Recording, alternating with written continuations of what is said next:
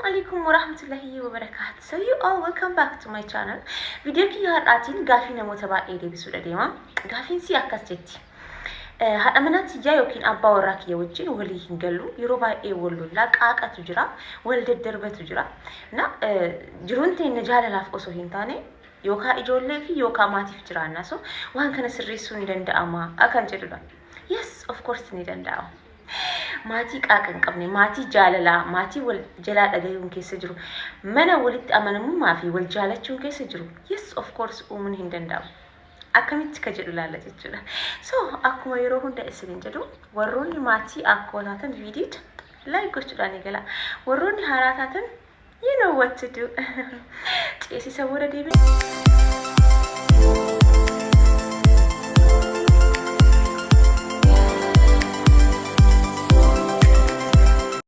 Akkuma mata duree irratti isiniif ibsuudhaaf yaaletti jireenya jaalalaa, jireenya wal kabajaan keessa jiru, jireenya walitti amanuu keessa jirtu akkamitti uumuu akka dandeenyu ilaalla. Namoonni baay'een gaa'ila isaanii keessa kan turan yookaan ijoollee isaaniitii fi yookaan maatiidhaa fi yookaan afaan namaa sodaatanii yeroo baay'ee waan akkanaatiin gaa'ila keessa jiru. No obboleewwan teenya. Dirqiidhaan gaa'ila keessa jiraachuudhaan qabnu. Jaalannee gaa'ila keenya kabajnee keessa jiraachuudhaan qabna. Nuti addunyaa kanarra yeroo takkitti jiraanna. Takkitti sana immoo tasgabboofnee uf ilaalaa, uf gammachiisaa, namoota naannoo keenya jiran hundas gammachiisaadha jiraachuudha qabna. So gaa'ila keessan keessa rakkoon jira taanaan duraan dursee ofirraa jalqabuudha qabda. Ani gaa'ila kana sirreessuudhaaf maal gochuudha qaba? Itti gaafatamummaa kee akkamitti ba'uudha qaba jettee ofirraa eegaluu qabdu. Yeroo baay'ee rakkoo keenya akka hin furamne kan godhu kana. Ilmi dhiiraas akka isin sirrooftu si eega. Ta intalaas akka inni sirraa'u isa eegi. Kun dogongora guddaadha. Duraan dursee nuti sirroofne argamuudha qabna. So viidiyoo kiyya har'aatiin abbaa warraa niitii isaa irraa maal barbaadaa akka jedhu ilaalla. Kos yeroo baay'ee ijoollee dhiiraa na himattu waa'ee keenya naasoftu waa'ee shamarranii qofa haasofitaanaan jettanii jirtan. So viidiyoo har'aatiin abbaa warraa niitii isaa irraa maal barbaadaa akka jedhu ilaalla. Viidiyoo itti dhufu immoo haati warraa dhirsa isii yookiin abbaa warraa isii irraa maal eedii maal barbaadde akka jedhu ilaalla. Abbaa warraa niitii isaarraa maal barbaada? Tokkoffaa kabajamuu. Dhugaa dubbachuuf jechi kabajaa jettee sun daddaftee namaan galtu. Even heerumteeyyuu daftee siin dhuftu yoo rabbiin sii laaffise malee. Jecha kabajaa jedhu kan akka salphaatti ilaali.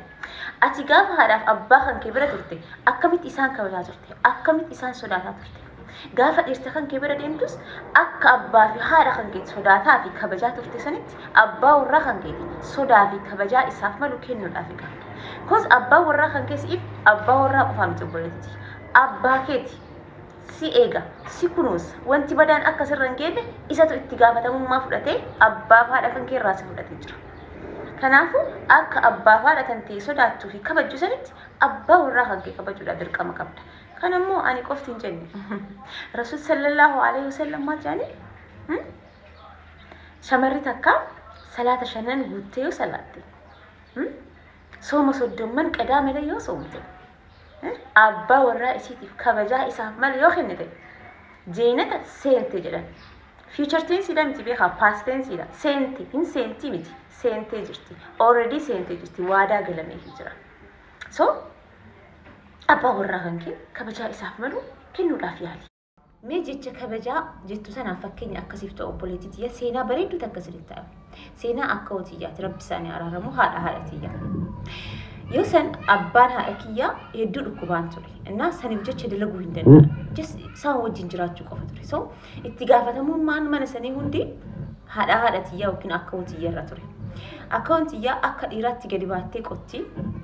Ka qottee facaastee haamtee ayiddaan እንግዲህ ከአማ ከናምቲ አማ መኪናቱ ሲሃማ መኪናቱ ሲአይዳ መኪናቱ ሲገልጫ yosan harkaan haamanii dhoqqee horii lafarra dibanii akkasitti guyyaa meeqa hunda ayidanii galchan midhaan.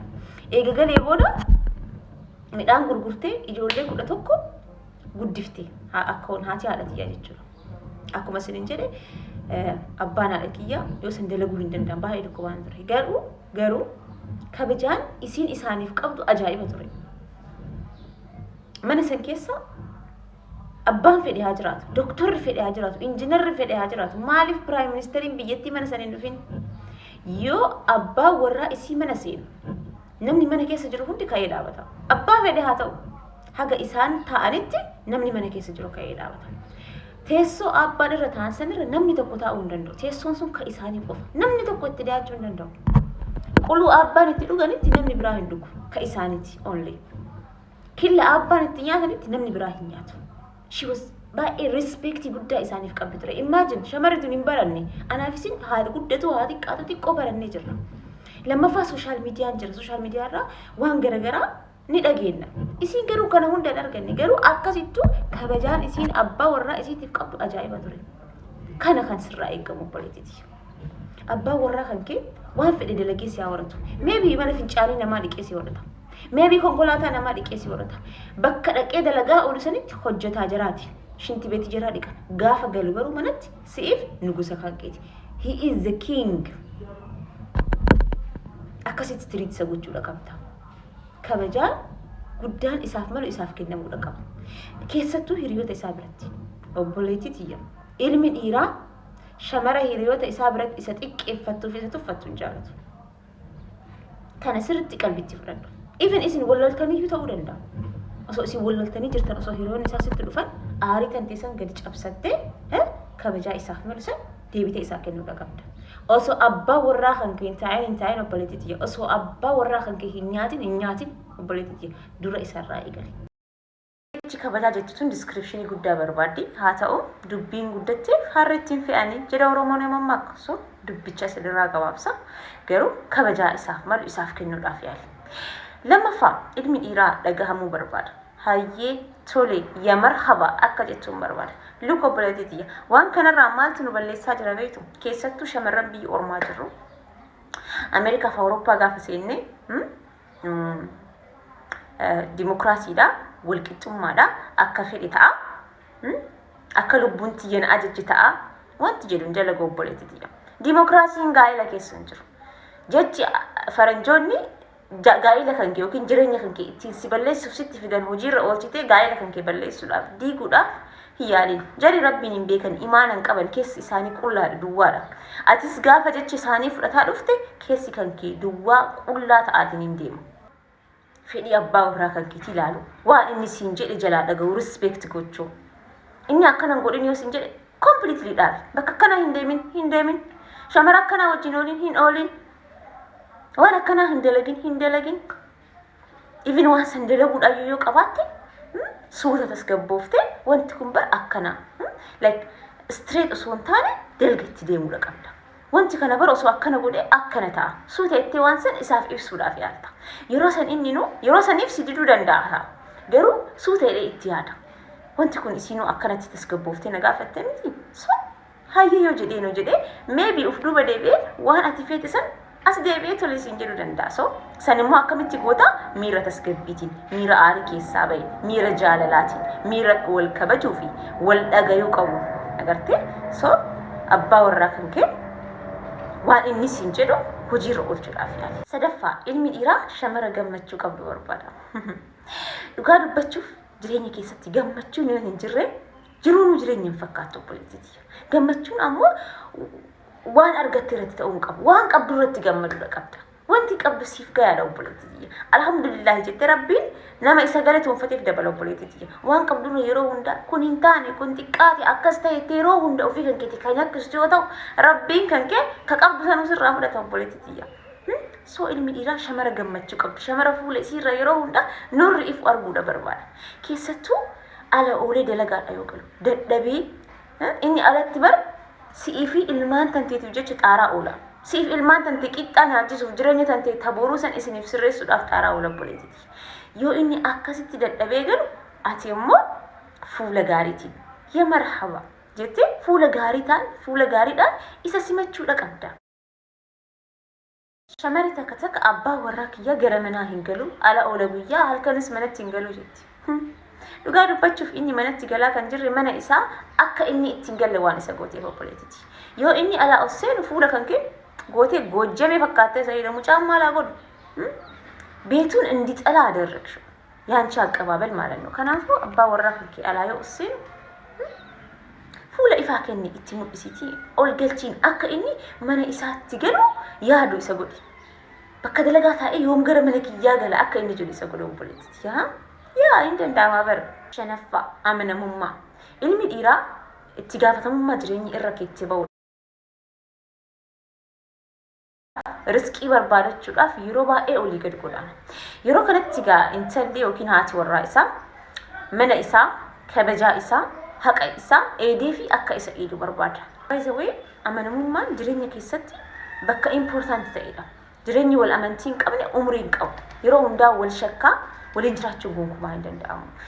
Inni immoo bakkeen baay'ee itti ulfaatu kana haqa walii eeguun bakka baay'ee ulfaataadha. Yoo rabbiin nama laaffisee malee jechuudha. Kanaafuu haqa isaa san bakka inni hin jirretti haga rabbiin sii laaffiseen isa jaaffaa shamara of qaqqabdu. Yeroo baay'ee shamarran keenya dogongora keenya guddaan maali beektu? Takka erga heerumne keessattuu deennee booda amma tanaa booda ijoollee qaba. Da'ee jira. Maal naaf godha jetti. Obboleettii maal jechuudha. Ijoolleen tantee bor guddattee laayifii ofii jiraachuu dandeemti. So ati eenyuuf jettee laayifii kan kee hirdhistaa har'aati. Yeroo baay'ee ilmi dhiiraa gadi ba'ee shamarran biraa kan laallatu yoo namni niitiin isaa manatti jalaa ajooftu obboleettii. Yaa kana jecha itti fayyadamu kun sirriidha miti ni beeka garuu reyaalitii jiru. Yoo inni alaa seenu ati paamparsii ijoollee wajjin ajaa ooltee kushinaa keessa ooltee shunkurtii timaatima dhaatiin inni isa eedu yoo alaa seenu ndi xayyafe shaattaa dargiu. Yoo inni dhufuudhaa gahee dhiqadhu uffadhu dibadhuuti isa eegi. Onatu laman dhugaa dubbachuuf ilmi dhiiraa alaa yoo seenu nyaata garaatii miti ka barbaada. Si arguu barbaada. Ati si arguun isaatu isaaf nyaata obboleettii. So of qopheessiti isa eegi. Qulqullina kan kee waan qabduun dirqama waan humna kan keetii olii ta'uu qabu. Waan qabduun dhiqadhu uffadhu bareedee obboleettii. Yoo san inni shamarran biraa naannessuu dhiisee siyyuu si eeguu eegala obboleettii. Gaafa ati bareedu eegalte dhiira biraa irraa sittisuu eegala. Reyaalitii jiru kun. Kanaafuu babbareedii dhiqadhu uffadhu. Torbaffaa shamara maatii fi hiriyoota isaa kafachuu. Luka obboleettii. Afaan gaarii caalaa jedha Oromoon yommuu makku hiriyoonni isaa yoo gara mana kan keetii dhufan fuula ifaatiin shamara takka jirti bari maaliif natti fidde maal waan ta'eef isaan keessummeessa nirraa baas jette obboleettii shamarran akkanaa irraa rabbuus hin godhin wallaahi laazim hiriyoonni isaa dhufan waan qabduun guddaan fuulaa bara bunuma qofallee danfisuu fi dandeetta it's okay gammachuudhaan baga nagaan dhuftanii simattee yoo akkasitti isaan simattee isaan kabajjitee isaan geggeessitu innis keessa isaatitti gammachuun isatti uumama yoo alatti ba'u niitii akkanaa qabaa bara isaan jedhan ilmi dhiiraa yoo niitii isaa isaaf jajan hedduu itti tola keessi isaa gammachuu itti dhaga'amu so akkasii jajan isaan godhe hiriyoon isaa dhuftu kabajaa isaaniif malu isaaniif kenni isaafis isaan afotti kabajaa isaan malu isaaf kenni fuula ifaatiin isaan geggeessa inni kun ammoo maatii isaa obboleettii as biratti hin dogongoreen maybe ati maatii qabeenya qabu keessaa baate ta'uu danda'a. Maybe inni maatii hiyyeessaa, maatii hin baratin keessaa bayeetiin ta'uu danda'a. Garuu ati kabajaan maatii isaatiif qabdu xiqqoomallee obboleettii hir'atu hin qabu. Waa'ee maatii isaa waan badaa hin dubbatin maatiin kan kee akkana yoo waan badaa yoo agarte gadi cabsadhu garaa kan keetti dhuffadhu. Yoo qabaatte humna keessanirraa maatii isaa gargaaruudhaaf maatii kiyya mana kiyya qofa hin jedhin. Rabbi irraalee jazaa argatta. Kayrii dalaguun bara obboleettii ofumaafi yeroo tokko hin dogongorraa barniti. Namoonni nu badaa wanti dalagan gaarii jalaaf daraguun kayrii jalaaf daraguun rabbiin irraa kayrii argatta beekte so waan humna qabduun maatii isaa gargaari maatii kan keetis maatii isaatis lachuu yaadadhu yoo humna qabaachuu baatte immoo afaan gaarii caalaa akkuma isin jedhisan afaan gaariin isaan keessummeessi gaarii isaanii sammuu kan keessa kaa'e haga fedhan isaan badaa ta'an si jibbuu danda'an si tuffatuu danda'an it's okay ati garuu kabajaa maatii isaatiif malu kennuudhaaf yaala. Saddeettaffaa qusannoo obboleettii qusannoon dildila guddinaati. Jireenya kan keessa qusannoon yoo hin jiraanne haga feeteyyuu qabaattu abbaa feetellee yoo taate tiyootish ayibqaaqa. Sigalee baay'ee ilmaan dhiiraa qusannoo baay'ee beekan waan baay'ee hin barbaadan. Kataganyee dodoraantiidha faasliin nagar qabaallu. Surra isaanii godhatanii qabattoo isaaniitti diranii bahu. Nu ammoo shamarran waa baay'ee nu barbaachisa. Busuu minimmanyeው ነገር አለ. Mana hiriyoota teenyaa yoo dhandhu kaan yoo agarru kana hawwinaa san hawwinaa. No! Obboleettii akka namaatti osoo hin taane akka kan keetitti jiraatu qabda. Humna kan keetiin madaalsisteetiin jiraachuudha qabda. Gaarii uffachuu obboleettii gaarii kaayachuutu caala. Yoo sanatillee keessi kan kee confidence qabaata.